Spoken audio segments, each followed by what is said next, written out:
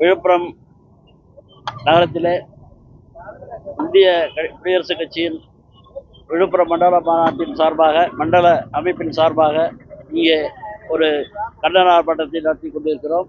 இந்த கண்டன ஆர்ப்பாட்டம் எதற்காக நடத்தப்படுகிறது என்றால், நம்முடைய உச்சநீதிமன்ற தலைமை நீதிபதி திருமிகு B.R. கவாய் அவர்கள் மீது அந்த உச்சநீதிமன்றத்திலே பணியாற்றி கொண்டிருந்த ராகேஷ் கிஷோர் என்ற ஒரு வழக்கறிஞர் நம்முடைய தலைமை நீதிபதி அவர்கள் நீதிமன்றத்திலே ஒரு வழக்கை நடத்தி கொண்டிருக்கிற போது தன்னுடைய மத வன்மத்தையும் ஜாதி வன்மத்தையும் காட்ட வேண்டும் என்கின்ற அடிப்படையிலே அவருடைய காலணியை கழட்டி மாண்புமிகு தலைமை நீதிபதி அவர்கள் மீது வீசியிருக்கிறார்.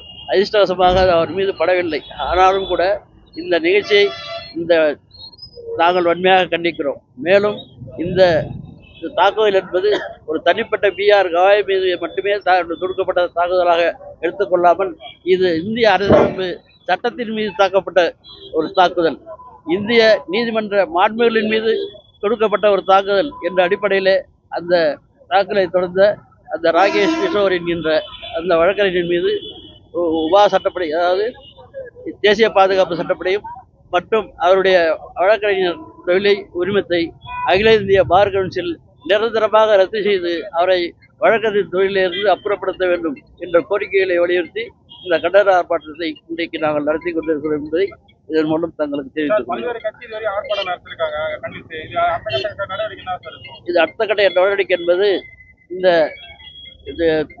தலைமை நீதிபதி B.R. கவாய் அவர்கள் மீது தொடுக்கப்பட்ட இந்த தாக்குதலுக்கு ஏற்கனவே அவர் மீது மத்திய அரசாங்கம் ஏதோ ஒரு வழக்கை போட்டு இருக்கிறது என்று கேள்விப்படுகிறோம். ஆனால் இந்த வழக்கு எங்களுக்கு போதுமானதாக இல்லை. ஏனென்று சொன்னால், இது மத துவேஷத்தையும் ஜாதி வெறுப்பினையும் இந்த இந்திய மண்ணிலே இன்னும் இருக்கிறது என்பதை காட்டுகின்ற ஒரு நிகழ்ச்சியாக நாங்கள் பார்க்கிறோம்.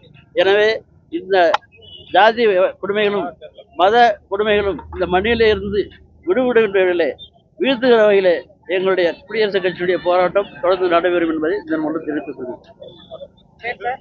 தமிழ்ச்செல்வன், வழக்கறிஞர், விழுப்புரம்.